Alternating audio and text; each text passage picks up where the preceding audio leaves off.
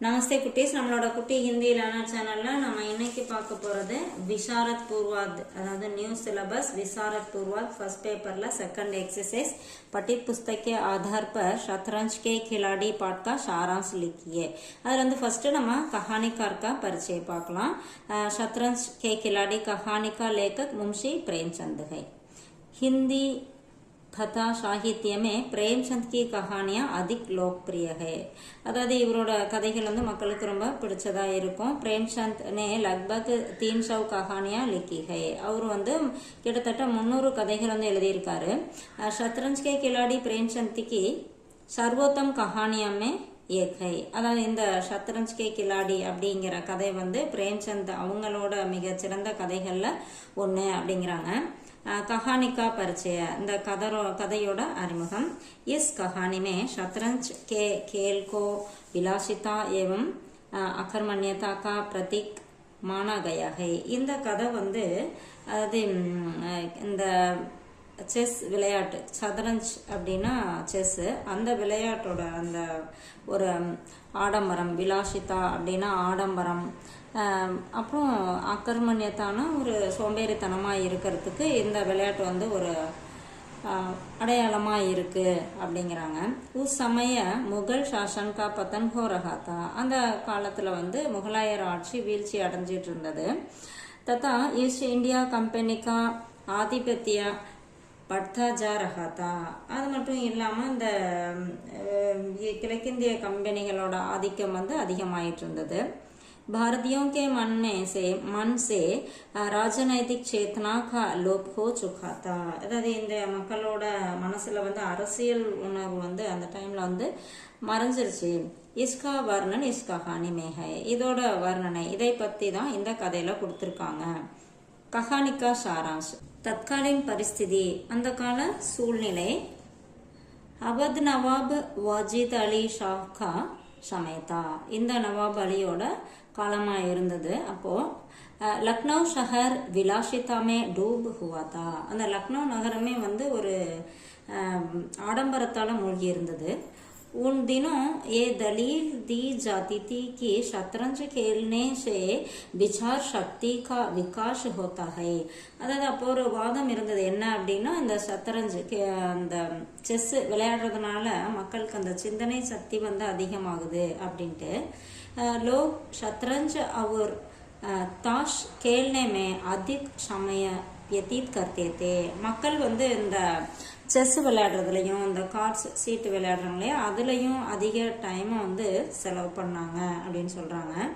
அடுத்து பாருங்க, தோ கிலாடி தோஸ்த், ரெண்டு விளையாட்டு நண்பர்கள். லக்னோமே தோ தோஸ்த் தே, மிர்ஜா ஷஜாத் அலி அவர் மீர் ரவுஷன் அலி, இவங்க ரெண்டு பேரும் ஃப்ரெண்ட்ஸ், எப்பயும் அவங்க சேர்ந்தே விளையாடுவாங்க. ஜீவிகாக்கு கோயி சிந்தா நாத்தி, அதாவது வாழ்வாதாரத்துக்கு அவங்களுக்கு எந்த ஒரு அதை பற்றிய கவலையெல்லாம் எதுவுமே கிடையாது.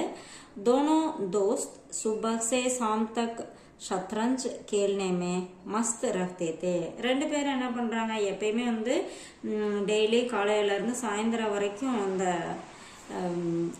செஸ் விளையாடுறதுலே ரொம்ப மும்முரமாக இருந்தாங்க.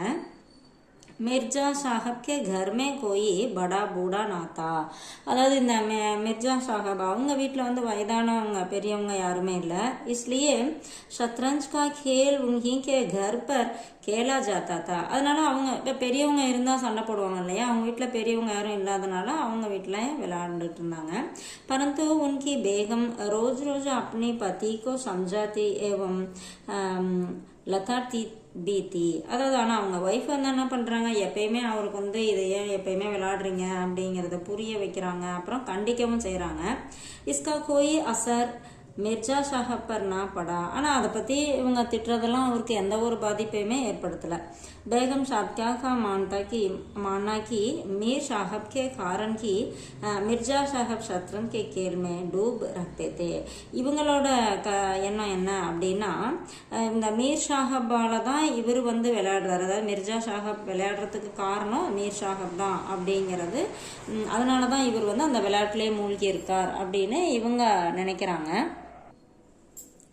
सिर में दर्द அதாவது தலையில வலி एक दिन मिर्जा शाह की बेगम के सिर में दर्द होने लगा அதாவது ஒரு நாள் வந்து मिर्जा साहबோட ஒய்ஃபுக்கு வந்து தலைவலி இருந்தது इसलिए दवा लाने के लिए वे मिर्जा साहब को बुला रही थी அந்த மருந்து கொண்டு வரதுக்காக அவரை வந்து கூப்பிட்டுட்டு இருந்தாங்க वे खेल में इतने मस्त थे कि आने में बहुत देर கர்த்தி அதாவது இவர் வந்து என்ன பண்றாரு விளையாட்டு மும்பரத்துல அவர் வந்து லேட்டா ஆக்கிட்டாரு इसलिए वे गुस्से में दीवान खाने की ओर गई और बाजी पलट दी அதாவது दीवान खाना அந்த எல்லாரும் உட்கார்ந்துருக்காங்க இல்லையா அந்த ஹால் அப்படின்னு சொல்றோம் அந்த இடத்துல போயிட்டு அந்த செஸ் போர்டு இருக்கு இல்லையா அதெல்லாம் அப்படியே பரட்டி போட்டாங்க शतरंज की मोहरे इधर उधर बिखर गई அந்த காயின்ஸ் எல்லாம் அப்படியே அங்கங்க சிதற விட்டுட்டாங்க इसलिए मीर साहब अपने घर की ओर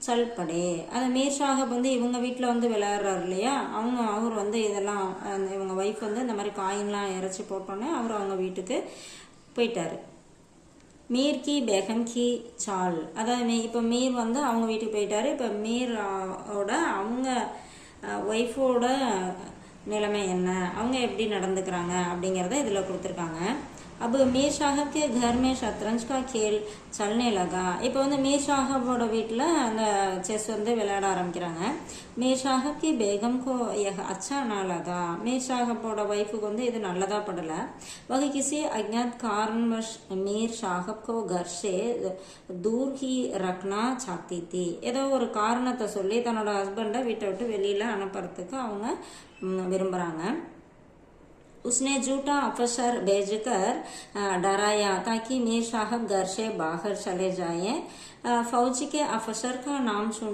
सुनते ही मीर साहब के होश उड़ गए அதாவது இவங்க வந்து என்ன பண்றாங்க ஒரு பொய்யா ஒரு ஆபீசரை வந்து அனுப்பி அவரை வந்து பயமுறுத்துறாங்க வீட்டை விட்டு வெளியில போக வைக்கிறாங்க ஒரு இந்த ஃபவுஜ் கே ஆஃபீஸர் அப்படின்னா அந்த படை வீரரோட பேரை கேட்டோன்னே அவருக்கு வந்து ரொம்ப அதிர்ச்சி ஆயிடுறாரு அப்படின்னு சொல்றாங்க அடுத்து பாருங்க வீரான் மஸ்ஜித் மே கேல் இப்போ அவங்க வீட்லயும் விளையாடவில்லை ரெண்டு வீட்லயும் இப்போ விளையாடாதனால ஒரு பராமரிப்பு இல்லாத ஒரு மசூதியில விளையாடுறாங்க ஒரு பாலடைந்த மசூதி दोनों शतरंज के खिलाड़ी अब गोमती नदी के तट पर स्थिर वीरान मस्जिद में जाकर खेलने लगे இப்போ அந்த கோமதி நதி கரையில இருக்க ஒரு மசூதி பாலடைந்த மசூதியில வந்து விளையாட ஆரம்பிக்கிறாங்க லக்னோ ஷஹர் மே ஹல்சல் மச்சி ஹுயி தி அதாவது லக்னோ நகரத்துல ஒரே கொந்தளிப்பா நடந்துகிட்டு இருக்குது அந்த கம்பெனி கிழக்கிந்திய கம்பெனியோட இதில் இருக்கு இல்லையா அவங்களோட படைகள் எல்லாமே லக்னோ நோக்கி வந்துட்டு இருக்கு லோக் ஷஹர் சோட்கர் காவ் கி ஓர் பாக் ரகே மக்கள் என்ன பண்ணாங்க நகரத்தை விட்டுட்டு கிராமத்து பக்கமா ஓட ஆரம்பிச்சிட்டாங்க पर इन दोनों खिलाड़ियों को इसकी कोई चिंता ना थी ஆனா இந்த விளையாடுறாங்களே இவங்க ரெண்டு பேர்த்துக்கும் அதை பத்தி எந்த கவலையுமே இல்லை जब अंग्रेजों की फौज लखनऊ पर कब्जा कर रही थी तब भी वे खेल में डूब रहे அதாவது இப்போ வந்து அந்த ஆங்கிலேயர்கள் வந்து என்ன பண்றாங்க அந்த படை வந்து இந்த லக்னோ ஃபுல்லாவே அவங்க ஆக்கிரமிச்சிட்டாங்க அப்பவும் இவங்க வந்து ரெண்டு பேரும் அந்த விளையாட்டுலயே மூழ்கி இருந்தாங்க एक दूसरे पर वार ரெண்டு பேத்துக்குள்ள சண்டை வருது ஷாம் ஹோ கயி தே ஈவினிங் ஆயிடுச்சு கோய் ஹார் மனைக்க தயார் நாத்தா ரெண்டு பேரும் விளையாண்டுட்டே இருக்காங்க யாருமே வந்து தோல்வியை ஒத்துக்கிறதா இல்லை தோனோமே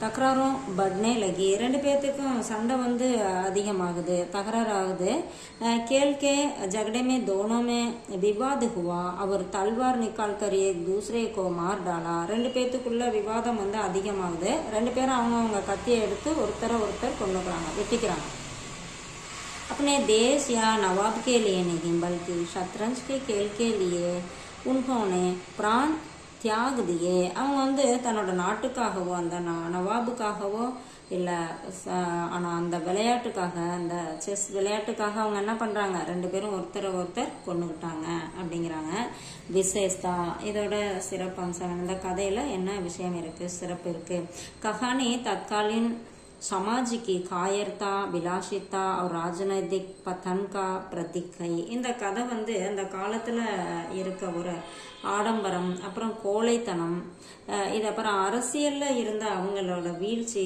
இதெல்லாமே இதுக்கு எல்லாம் ஒரு அடையாளமாக இந்த கதை வந்து நமக்கு இருக்கு. प्रेमचंद बताते हैं कि देशभक्ति और चेतना के बिना व्यक्ति और राष्ट्र दोनों नष्ट हो जाते हैं. அதாவது பிரேம்சந்த் ஜி வந்து என்ன சொல்றாங்க அப்படின்னா, தேசபக்தி உணர்வு இதெல்லாம் இல்லை அப்படின்னா மக்களும் சரி நாடும் சரி அது நஷ்டம் அடையும், அதாவது வீணாயிரும், வீழ்ச்சி அடையும் அப்படின்னு சொல்லி இதில் சொல்லியிருக்காங்க. இது நம்மளோட புக்கில் இருக்கு. நான் கொஞ்சம் ஷார்ட் பண்ணி உங்களுக்கு கொடுத்துருக்கேன். ரொம்ப யூஸ்ஃபுல்லாக இருக்குன்னு நினைக்கிறேன். தேங்க்யூ.